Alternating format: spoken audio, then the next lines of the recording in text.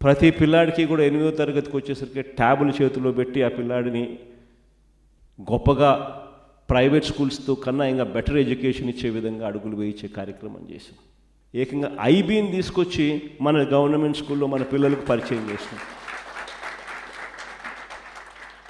IB వాళ్ళు Geneva నుంచి వచ్చి మన స్టేట్ గవర్నమెంట్తో పనిచేయడం మొదలుపెట్టారు.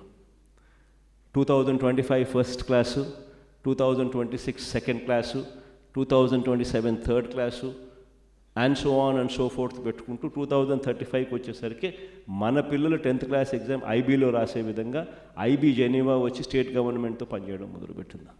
ఆ స్థాయి ఎడ్యుకేషన్ కన్నా మన పిల్లలకు కన్నా మనం కన్నా ఇవ్వగలిగితే మన పోటీ అనేది మన ఆంధ్ర కాదు, మన పోటీ అనేది ప్రపంచం మొత్తము